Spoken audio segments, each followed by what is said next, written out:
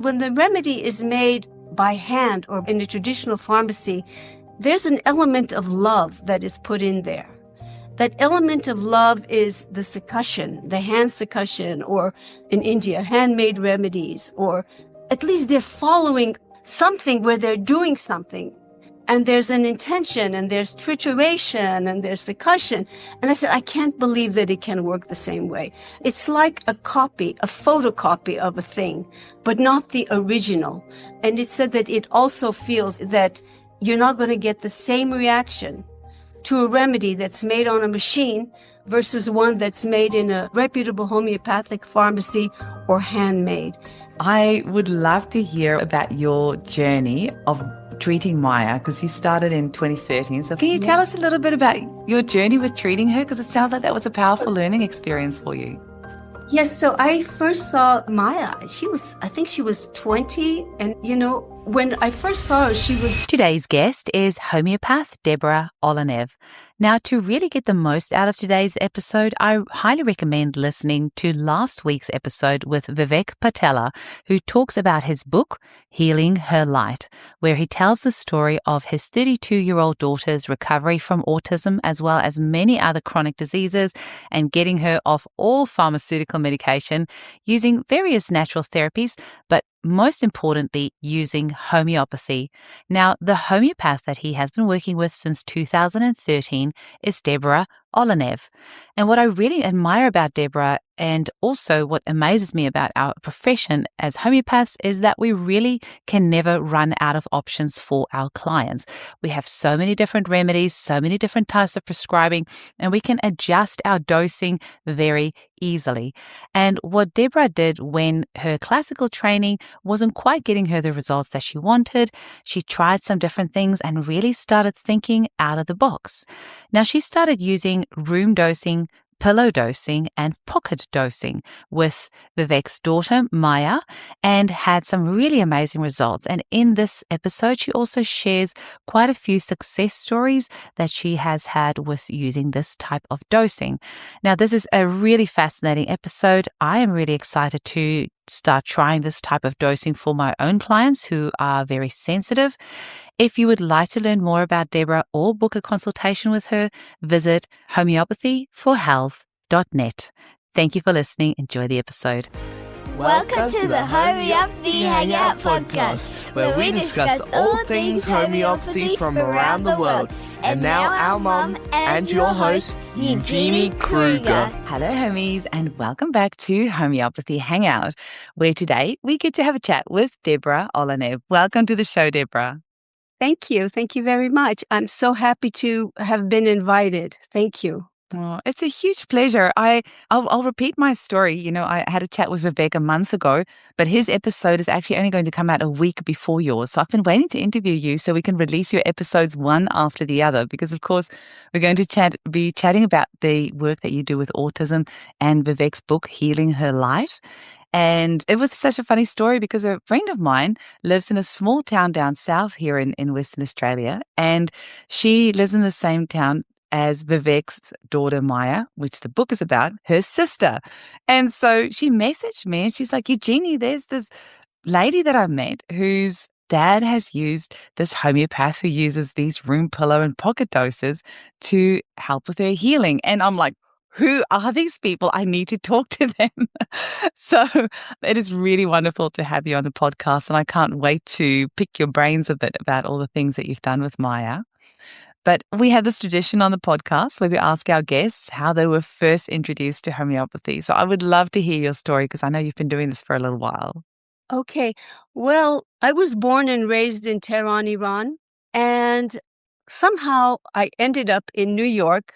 And in my early 20s, around age 19, 20, 21, I met this Russian man, and he had lupus. And we went out to dinner with him and my husband. I was married young.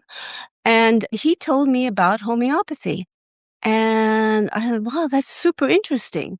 So I had been working for a publishing company in Manhattan, and they had given me a free book on homeopathy. And I hadn't read it. it just was sitting there in my bookshelf. So after I spoke to Andre, his name was Andre Afonin. After I spoke to him, I decided I would read the book. I read the book, and it just like, that was it.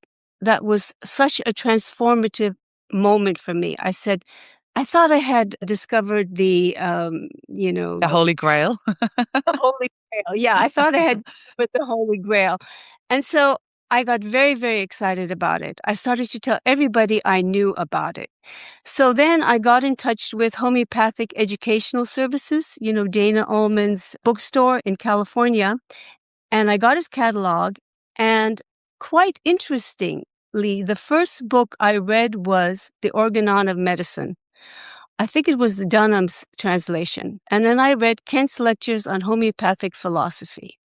And then Kent's repertory came in the mail. I have it. I still use it.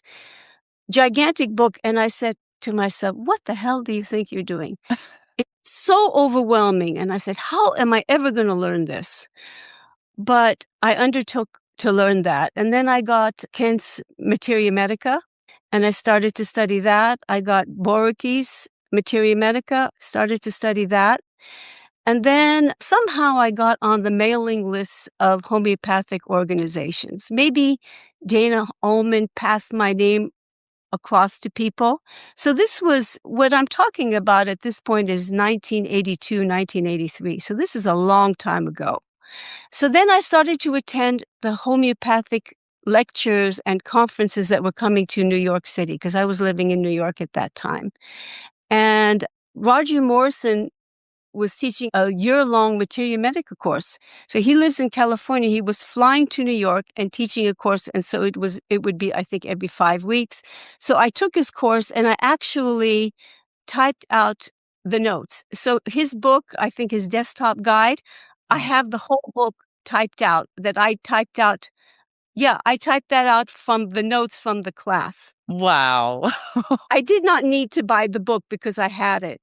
And then Vega Rosenberg was teaching a 3-year homeopathic school in Manhattan. So I took Vega Rosenberg's school. And then I think it was Robert Stewart was teaching like a class on women's health. I took his class. Then I attended the homeopathic conferences that were happening. So the one in Boston, one in various conferences. So meantime, I had a little baby, my daughter, who was a little baby, a year old or so. So she was little. And so I was able to attend the classes because of my mother-in-law babysitting for me and my husband babysitting for me. So that's why I was able to take these classes. So my daughter, Nastasia, when she received her first vaccination, she was vaccine injured. And she did the high-pitched screaming. I didn't actually hear it, but my husband did. And he said, no more vaccines for your daughter. So at that time, Harris Coulter's book, DPT, A Shot in the Dark, had just come out. And there were also the vaccine injury awareness was hitting the media. There were some, they were talking about it on the news. So we did not vaccinate my daughter further. And meantime, I was studying homeopathy. So her first illness, I gave her belladonna. And I was blown away. First of all, she started to hallucinate terribly. She did develop a bit of the proving of belladonna, but she actually improved in a lot of ways after that remedy. And what has been my goal with homeopathy is really to treat my children, my family, and as many people as I could. Now, at that time, living in New York, my family was totally not with me. My family is still not with me, I think a lot of us can relate. It's been a long journey of trying to win the respect that I will not win from my family. But anyway, that's the answer to your first question. Then I moved to California in 1990. And then I studied with Sheila Creasy and a few other homeopaths here and took a lot of webinars in California. And then I sat in on the first class of the CCH exam. I participated in what they were talking about formulating that. And I sat in on that. And so that was kind of how I got started in homeopathy. Wow. And all just from that conversation, hey? And then so it happens that you had that book on your shelf. Isn't it incredible? Like, when homeopathy needs to find you, it'll find you. You can't hide from it. Yeah. And now I feel like I am inseparable from homeopathy. Mm. Daughter says, "You are homeopathy." It's just that I eat, breathe, and dream it, and it's who I am, really. Yeah. Absolutely. I mean, I resonate completely with that. I completely agree. What I also love about our profession is that it's just never ending. There's always more to learn. And I loved reading your foreword that you did for Vivek's book, Healing Her Light. And you're talking about how you were trained as a classical homeopath and you were initially, a little bit put off by Tinus's cease method and, the detox therapy. And how sometimes when we have a client that, things are just not budging, we kind of have to rethink how we were taught and what we've learned. And we have to be really creative about how we approach a case. And luckily with homeopathy, we never run out of tools. That's why I always say I feel really sad for the medical profession. If you go to a doctor and you have an earache, all they have to give you is antibiotics. Like there's like one tool. So if if you only have a hammer, then everything's a nail.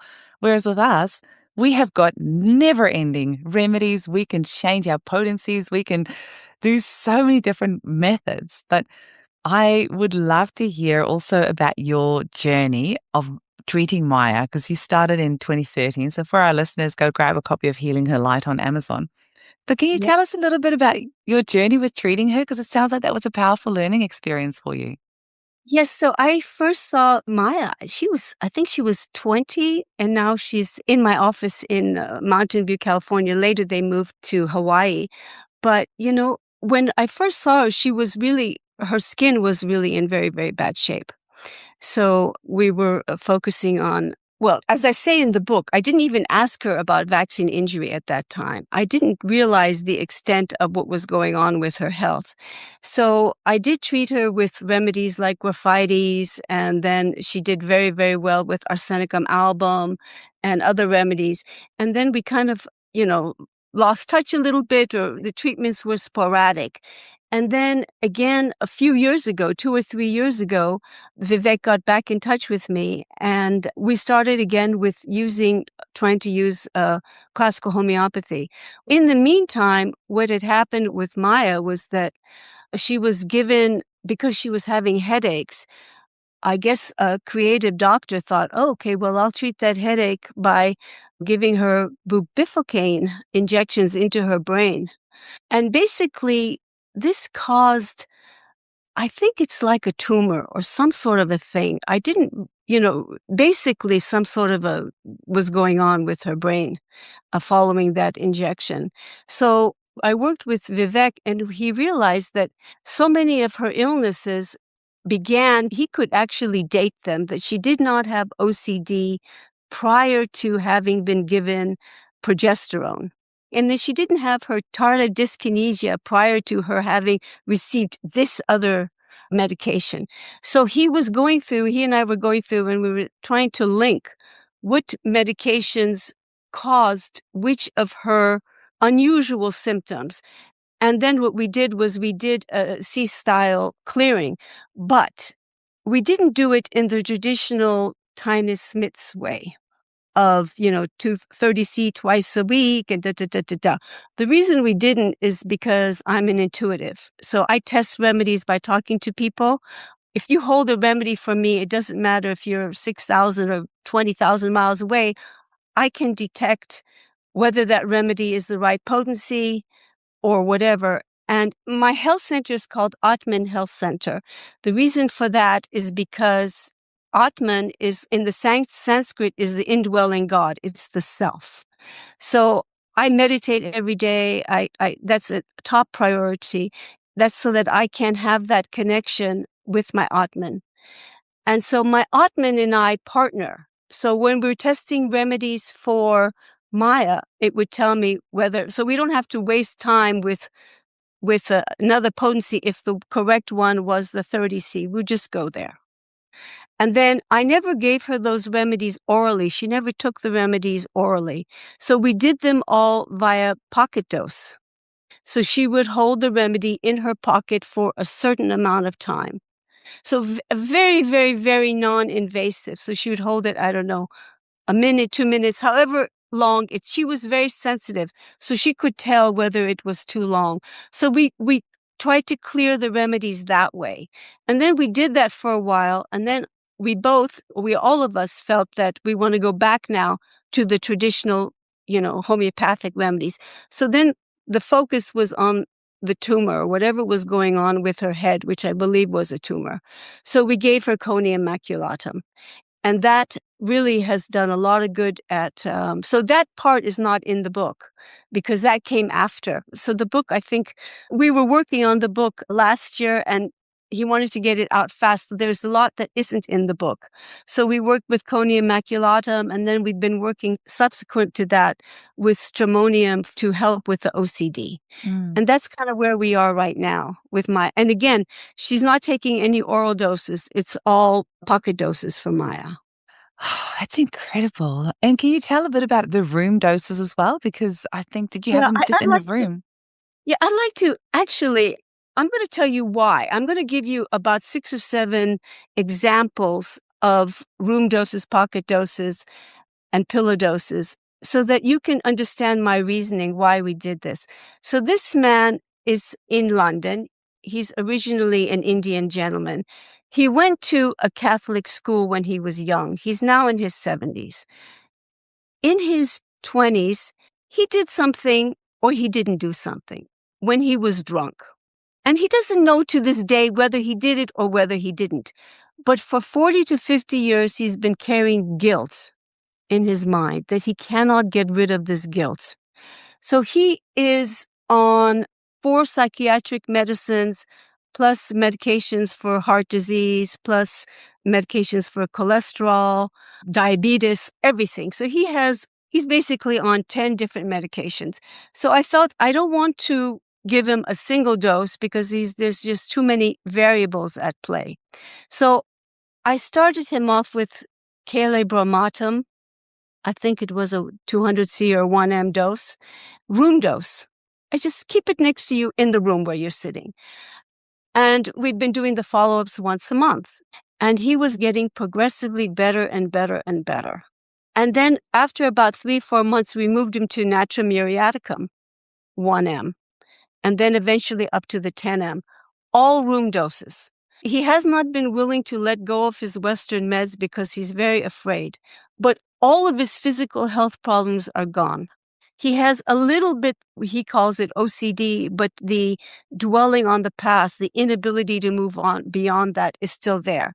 But what I do with him is also I work with mantra, giving him tools. How do you help yourself when you are caught in this emotional web? So he's working with mantras and then he's reading spiritual books. I'm having him do things to raise his vibration. So that's one case I wanted to tell you about. So that's an older gentleman in his 60s. Now, the next one is Sophia. So this is a little girl I saw yesterday. So this is just cases from like the last 2 weeks. The other one, that gentleman, was from this morning. So they just came to my mind. So this little girl, I treated her the first time when she was about 8 months old. She's now 8 years old. What had happened to her, I mentioned actually her in the introduction to Vivek's book. Mm-hmm. I mentioned her. So what happened to her was that she was given Zantac for acid reflux by a Western medicine doctor. He increased the dose. When he increased the dose, it put her in complete autism. Everything. I mean, everything, the whole 9 yards. There's a bit of a description there by the father. So this is the little girl at age 8, and I saw her yesterday. And the reason the father wanted me to see her was she's in perfect physical health. She's in perfect emotional health. She's doing great at this time. He wanted me to see her because she's on the short side because the family runs short. And he wanted to know if there was something I could do to help her get taller. So she's basically had 3 or 4 doses of silica in the last 8 years. And that's her constitutional remedy. Her last remedy was 2 years ago, and I'm not going to repeat because there's no relapse, no evidence of anything the matter with her, except that the father is concerned that she's, in the low range, but he had her tested and there's nothing the matter with her growth hormones, so she's just doing fine. So that's one case. I'm going to go because there's some very interesting ones. Okay, this one is super interesting. Okay, so this young man is an autistic man that he's in his early 20s, and his situation was quite bad. He was violent. This is really what the problem is. I've had about 3 to 4 violent young men whom I've been treating in the last few months. So they're violent to the point where the parents are afraid of their children. And so his violence was such that the mother could not take him out of the house. Because in order to control him, she would have to use a taser. And so somebody in public saw her using a taser, and they said they were going to report her to Child Protective Services. So this young man has not left the house for 1 year. Since February of last year, he has not left the house. So what we did for him, this is a very interesting case. What we did for him was we did arsenicum album 30C in his room under the carpet. The mother wanted it under the carpet, to nowhere else in the room. So what happened was that he started to move to that spot where the remedy was, and he just stayed there over the course of the day. So the first follow-up, so I don't do the follow-up until 7 weeks. Sometimes there's one that I'm going to present, which was at 6 weeks, because I don't know why it happened to be, but I don't like to do it before 7 or 8 weeks.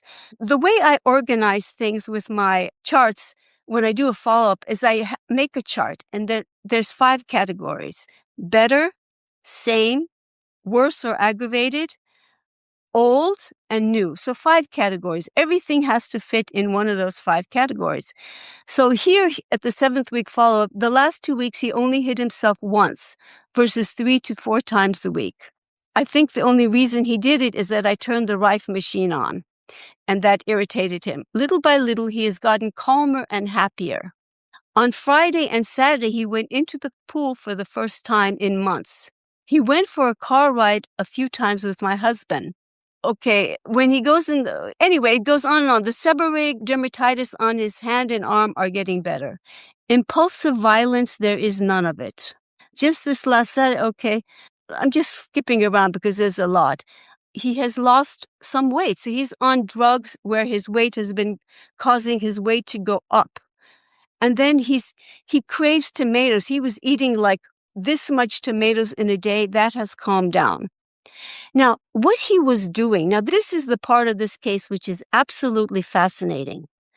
So what he was doing was he was all day long cutting strings, cut with scissors, cutting strings, cutting strings, cutting strings. So how did I come to arsenicum album for this young man? So the books I'm going to bring to you are the Encyclopedia of the Materia Medica. This is T.F. Allen's 12-volume set. And then the other one is The Guiding Symptoms of Our Materia Medica by Constantine Herring, the 10-volume set. Wow. So this is a very good time for me to say what I want to say here. And that is that what's happened with the evolution of homeopathy, of the evolution of homeopathic literature, what's happened is that you have this unbelievable 12-volume set. And what this is the compilation of the provings. So if you open this to any remedy, you may have 4 pages of the provers, what that prover contributed to homeopathy, what symptom that prover contributed to homeopathy. Now, if you go here, for example, if you look in the mind section of Belladonna, it may be 20 pages long.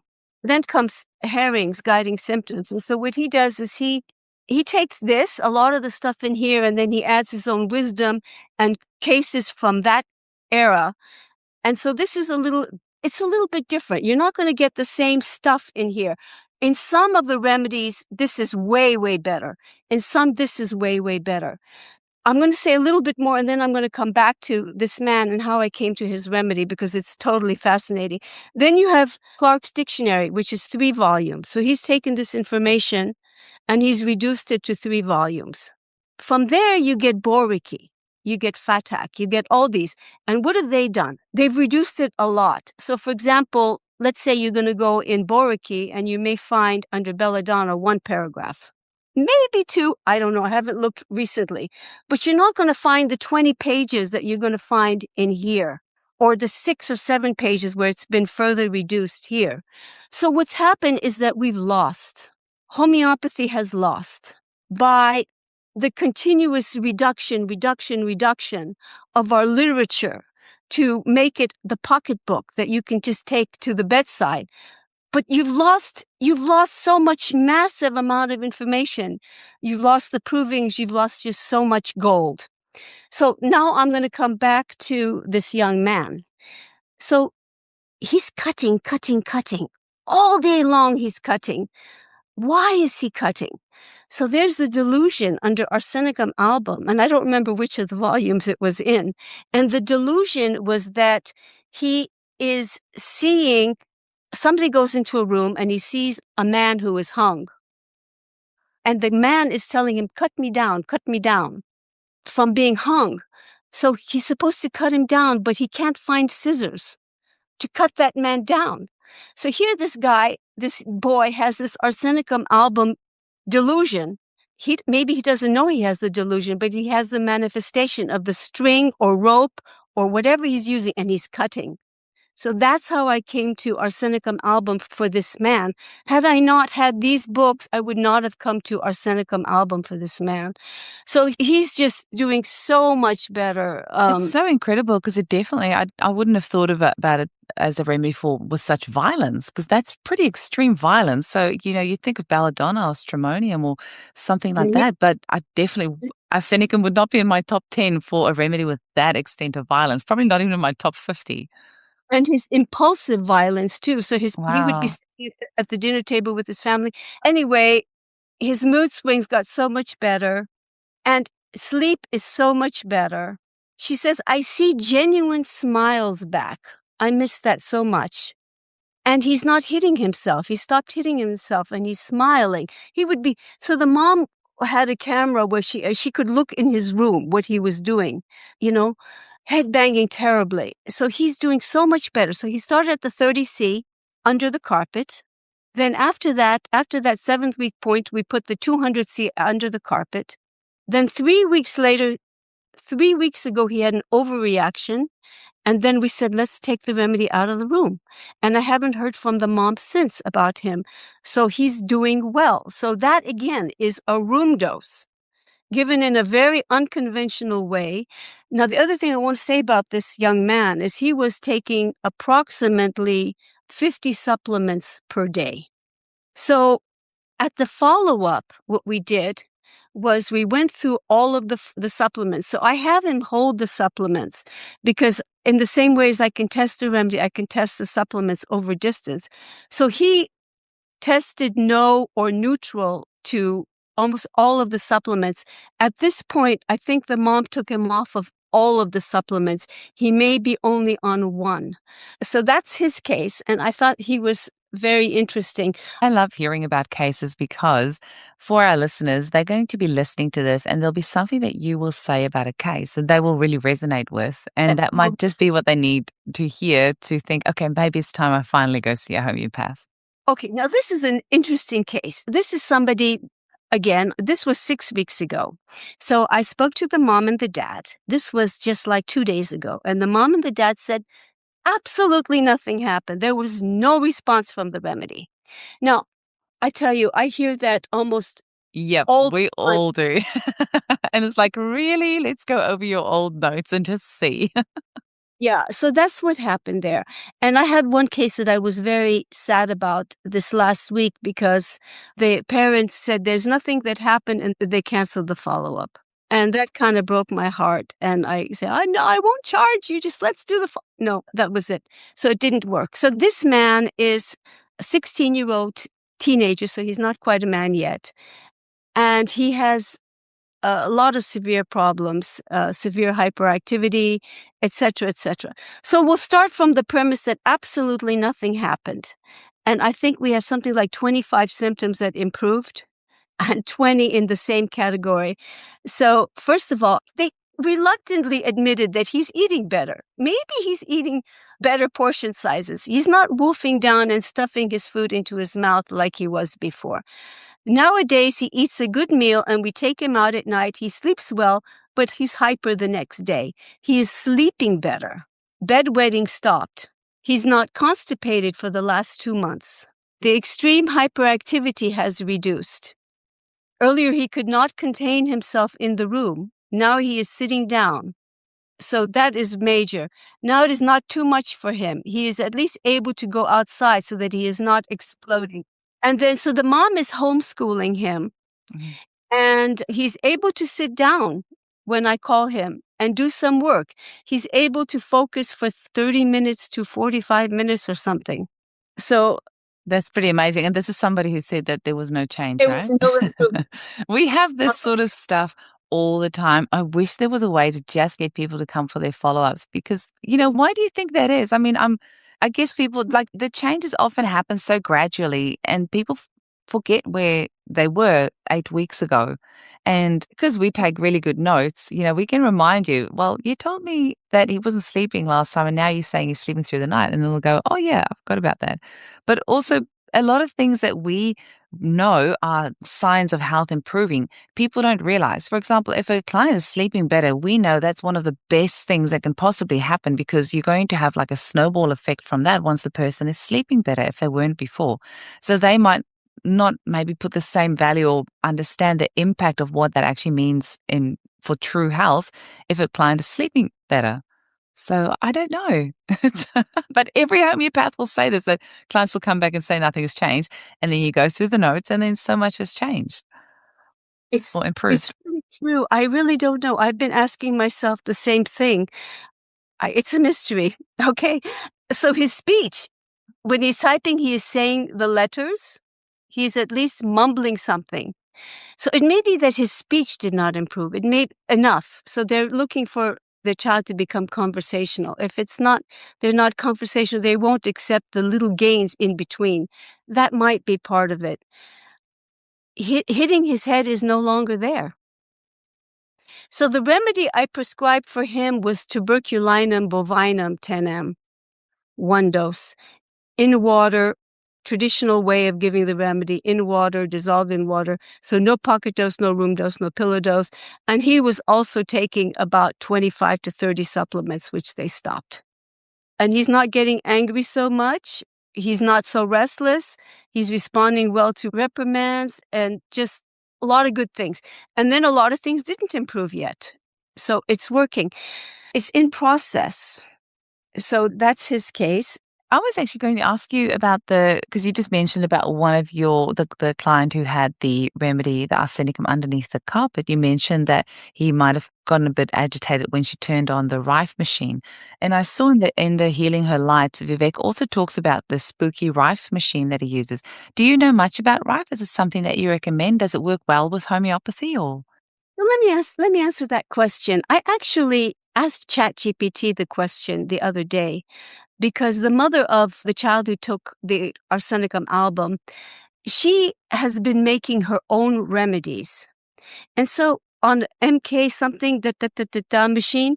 And so I asked ChatGPT, I said, are those remedies as good as the remedies that you get from a traditional pharmacy? And I prefaced that by saying, I can't imagine that they could be. And I said, because when the remedy is made by hand or in a traditional pharmacy, there's an element of love that is put in there. That element of love is the succussion, the hand succussion, or in India, handmade remedies, or at least they're following something where they're doing something. And there's an intention, and there's trituration, and there's succussion. And I said, I can't believe that it can work the same way. And ChatGPT said exactly, confirmed with me. And he said, it's like a photocopy of a thing, but not the original. And it said that it also feels that you're not going to get the same reaction to a remedy that's made on a machine versus one that's made in a reputable homeopathic pharmacy or handmade. And I agree. So I told the mother, I don't want you to she's also my client now. I don't want you to use medicines made on machines for yourself or for your son if they're remedies that I'm prescribing. I want them to be from the pharmacy. So there's my answer. I would just say with ChatGPT, though, is it unfortunately does give you the information that it thinks that you want to hear. And so especially if you preface it, it will do that. There's another one called Claude AI, and I've actually found that one really good. So it'd be interesting if you put that same question to Claude AI to see what it says, because it doesn't just tell you what you want to hear. And I actually love that about it, because it's pulled me up on that. Great. it's pulled me up on a few things, because I was talking about reducing coffee and how it's helped with, perimenopause symptoms. And it was like, no, you're actually making too big a leap here. There's actually this and this and this in the meantime. And it pulled me up on these things. And I was like, hey, thank you very much. If you ever notice I'm doing this again, let me know. But ChatGPT is actually notorious for the fact that it will tell you what it thinks you want to hear. Yeah. So probably not the best source. I've been working with it quite a bit. Yeah. And that's not always the case. It will call me on things. But anyway, I'm going to go to this next case, which was... It's always interesting to play with and have, if nothing else, have something there to bounce ideas off. I find it really useful for that. You know what is nice about it, about this AI, that I find it nice? I can do something, I can think about it, I can have my reasons for why I want to prescribe a thing. But then you put it in, I may upload the analysis sheet. So I make an analysis sheet for everybody's case. I may upload and I disguise their last name. So what it will do is it will go through and it will logically lay it out.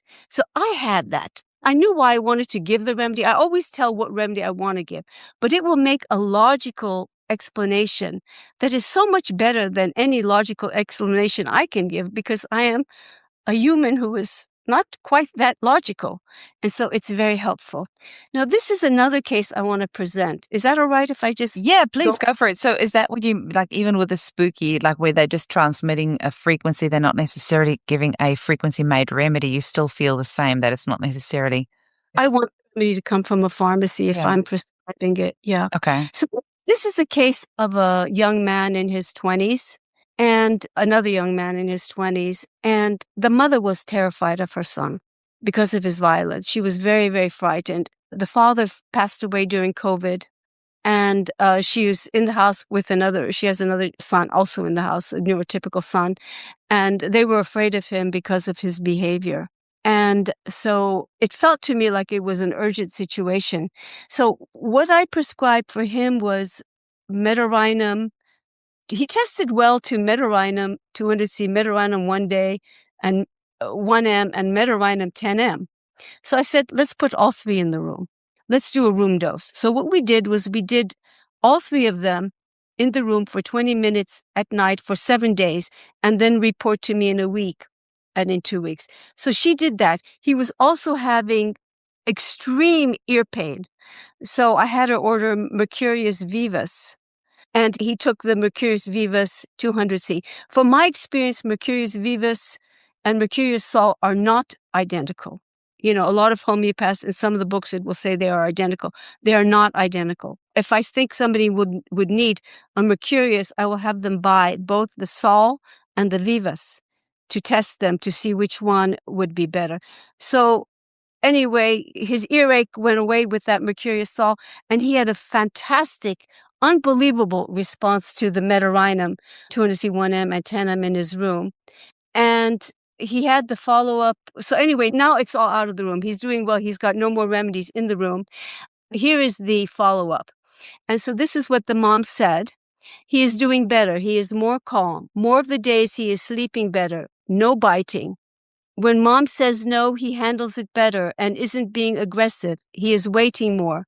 He is not having headaches anymore. The ear pain is gone. He has not been hitting his head, which was one of the guiding symptoms. The reflux and stomach pain is better. His injured shoulder is better. His allergies are better. Sometimes he presses his knees like he is having pain. He's not doing that anymore. His aggressiveness is better. Usually he screams when he sees a dog. This seems okay. And he's wanting to go outside. Oh, wait. What was happening to him was that he was waking up in the middle of the night and wanting to go out at 1 or 2 a.m. Well, the family wanted to sleep. And he's now not doing that. He's willing to wait till the morning. His nail biting is less. OCD behaviors, it is less, but still there. Urination in the night is less. He's waking up better. He's following instructions. And he's not hitting the walls to call for me. That was what was better at that point. And there's, of course, a long list of symptoms that haven't improved yet, but that was the 7th week follow-up. And then I'm going to... Amazing. So from your cases, it sounds that obviously you still prescribe very classically. So how do you still use the isopathic remedies like the vaccine detoxes and things? Do you think there's still a place for them, or at what stage would you use them? Okay, my preference is not to use them. I go, and I have a lot of people who are coming to me, people who have gone through cease therapy, who have used the isopathic remedies, and they're not seeing significant improvement. In fact, I just spoke to a woman today who actually did meet Tyner Smits when he was alive, and her son worked with him for 1 year and did not have any result with the cease therapy at that time. So she just we did a 20-minute call today. I'm going to go with this one next. And let's see, how did we do the remedy for him? This is a case of opium. Why I prescribed the opium. The mom, during her pregnancy, had terrible fear and terror during labor. So then the baby is born constipated. So the constipation, the fear, you have the opium. And then they did vaccines, the whole vaccine schedule. And every time he would get the vaccines, the constipation and the autism, he's autistic, thoroughly autistic. So the way I prescribed the remedies to him was I had them order the opium 1M and opium 10M. He tested very well to both. So what we did was both remedies, 20 minutes per day, room dose. Was it a room or pocket? 6 to 8 feet from his bed for 7 days, and then put the remedy away. So you do that for like 20 minutes while they're sleeping and then take it out of the room? 20 minutes while they're sleeping and then take it out of the room. Wow. So how we did for him. He had a absolutely remarkable result. And the chart was from 246, so that was just last week. And so again, this was the the opium 1M and 10M. So this is what they said. His OCD is not as bad. OCD of ripping things is less. He is stimming less. He will hang out with us a little more. He is more stationary. Vocal tics are down. We still have a few tantrums. And then he actually had an acute illness just right before we spoke. Cognition, he is definitely more with it. He is definitely more opinionated. He is very specific about what he wants. He will show us on the iPad or pull it up on Amazon. If he could talk better, we would have conversations. Stools, he is going once a day, and the consistency and odor of appearance are fairly normal. They're working with him on potty training. His math is going really well. Running back and forth and yelling really loud, they say he hasn't done that nearly as much. Difficulty flipping an egg or so the hand, that's getting better. Speech is much clearer. He is saying blue, orange, still repetitive, still OCD-ish.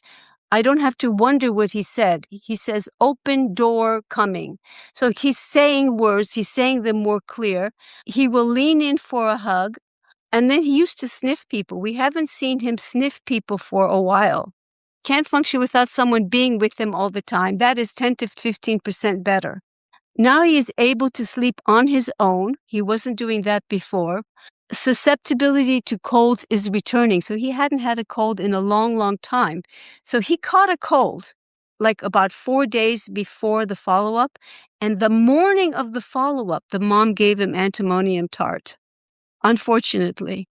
So, I told her, please don't do that again. So I don't know if that had any effect. So we said, we're just going to watch. We'll see if things are relapse. Hopefully it was so off target that it had no effect. And so that was his case. And then the final one is really a fascinating case. This is a little 17-year-old girl, autistic girl. Her story was that her parents were coming to the United States from Peru or someplace, and the mother had never received a vaccination in her life. She was extremely healthy. But in order to come into the United States, the mom had to get fully vaccinated. She was pregnant at the time. So the child was born, and the child had something like 100 seizures a day at age 4 months. And so what happened at that time was she met a doctor, I think she said from Brazil or something, who prescribed GABA. The GABA instantaneously stopped the seizures. So she never had another seizure after that. But she's full-blown autism. So the remedy I prescribed for her was Cuprum 30C. Eventually, we went up. So what we did was the first dose was 1 hour pocket dose for 10 minutes a day after that. So absolutely fantastic response to the remedy. I'm not going to go into the details of it. But what happened was at some point, I said to myself, oh, maybe she doesn't need the pocket doses anymore. She doesn't need it. She's gotten enough. Let's stop it. So what happened was I stopped the pocket doses. And within 2 days, she had such a massive relapse of so many of the symptoms that had been better. So then I kind of went into, I tried to understand what was going on, and I discussed this with ChatGPT, and it said that the remedy, she wasn't ready for the remedy to be stopped. It was like a scaffolding. It was a template for her. And so we started her right back on the remedy, still the 10 minutes a day, and she's doing, all the symptoms are, she's doing better. So for her, she needed that continuous daily influence. So that's all for the cases that I That's wanted really to. beautiful. I want to check though. So for homeopaths who are interested in doing these room doses, have you got like a bit of a guideline on administration? I mean, you're doing this intuitively, but if you were to give some guidance on others who want to try it. For example, I mentioned this to you quickly before we started recording. There was a little girl that I was treating who was 100% MMR vaccine injured. And we have given lots of like classical remedies over time, but she's also having seizures and a few other things. But something that I really felt was important is that we give her the MMR in potency. And now I'm rethinking that, of course, after chatting with you today.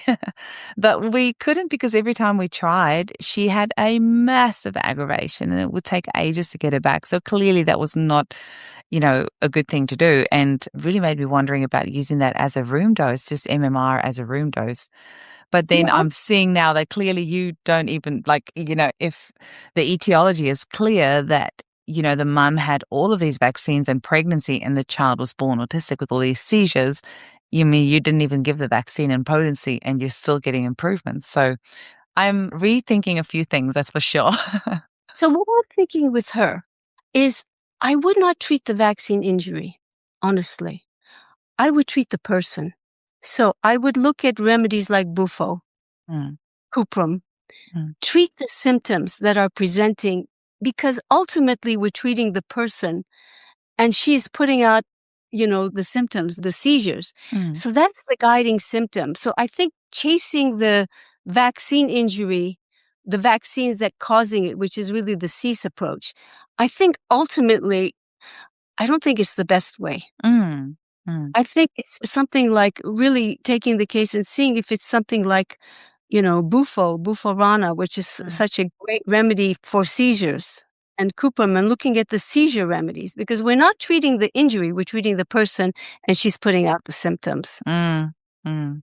That's just my thought. Sorry. Yeah, no, I love that because there's a few other homeopaths that I've had on the podcast that have said exactly the same thing. And isn't our profession fascinating that we can all get, good results in treating in such different ways? But I have definitely found that with treating children with autism that, they are so sensitive and you have to really think about how you're treating and how you're approaching the case. So, Yeah. So I think the long arc, don't evaluate early. mm, 7, 8 weeks is good. yeah, I don't do follow-ups before 8 weeks either. Yeah. I think that's good. Mm, And then there is an article on my website, Pillow Dose, Pocket Dose, Room Dose, which I just read this morning. I have to modify it a little bit. But yeah, I think ordinarily in a case where they're not taking a lot of Western medicines and things like that, you can, the traditional way of giving the remedy in water, 1 dose and wait is good. mm. I think they're very sensitive. Now, before I started with the Pillow Dose, Pocket Dose, Room Dose, I would have 30 to 40% of my clients who would never take the remedy because they were afraid to take the remedy. Mm. So then that's how I kind of, that was one of the things that, okay, but they may not be afraid to just put it on their bedstand. They may be more willing to do that. Somebody gave me a Healy. Have you ever heard of a Healy? It uses so it's different technology to Rife, because I actually went on ChatGPT a few months ago because I was when I read about the spooky in here, I was like, okay, well, how's that different to a Healy? And one uses microcurrent and the other one uses something else. I can't remember, but it is two very different technologies. But there's all these different ways that you can use machines to transmit frequencies to help heal people. Yeah. And I had that Healy sitting here for like 2, maybe 3 years, and I just never used it. I could not bring myself to use it. I don't know why. And I think it's because I don't know what they're zapping in me, really. I've got this phone app and I'm like, putting stuff you're supposed to, you choose a program on your phone app and then you put the thing on your body and you're just like trusting that they're transmitting something that's going to help you.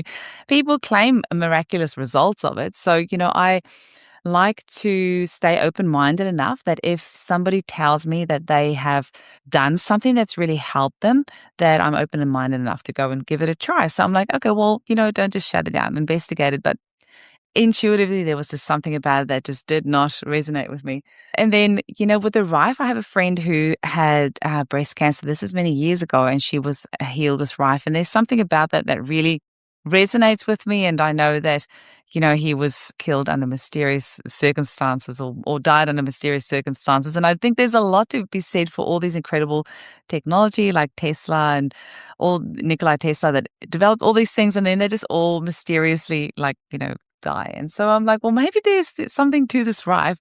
And if you think about it, with the remedies, I mean, if you're doing a pocket dose, really that is also a frequency that you are submitting the body to. Like that's how it works, is through frequency. The remedy is putting out a frequency, which is helping the healing. I guess with our remedies, at least we know what it was made from and where it came from. So it's different to putting in a code and then zapping that into your vital force. I mean, I would love to have somebody in the podcast that knows a bit more about all this sort of stuff, but intuitively, I don't know enough about. I don't either. It's just I'd love, if anybody's listening and would love to, come on the podcast and tell us a bit more about these things. I'd love to hear about that. I'm happy to stay open-minded, and I'm always like to play devil's advocate and just try to, we've got to ask these questions. Well, I'll say something. I had, there's an article on my website that I wrote about my daughter. I think it was 2 years ago. Went down to Costa Rica with her husband and her 2 children and proceeded to get dengue fever, severe dengue. She and my 2 granddaughters got severe dengue. And they were like in the jungle, gosh knows where, 6 hour away from a hospital. So it's, dengue is transmitted by the Aedes aegypti mosquito, and it can become very, very deadly. So I got the news that she was sick, and I got on a plane and flew down to Costa Rica. I had no idea that I ever was going to go to Costa Rica in my life, and met her in the hospital. So she had gone there after. So anyway, it's a fascinating article that's on my website about that experience that she had. But for her, we were in a hospital setting, so we just did pillow doses, room doses, everything. The hospital staff did not know that we were doing that. So what I will say is that it was a beautiful marriage of Western medicine, homeopathy, and herbal medicine that allowed my daughter to live. I think any of those 3 components would have not been problematic. So we needed a marriage of all of the systems. So I'm just going to say that there's a place for all of us here in the universe. And I would love to see homeopathy used more in hospital settings and an openness.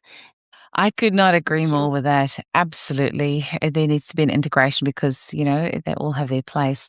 And I just want to say for our listeners, you can hop onto homeopathyforhealth.net, which is Deborah's website, and she's got lots of information on there. So definitely go and have a read. And from my understanding, you are still taking on new clients, right? Yes, I am. Well, I'll say this.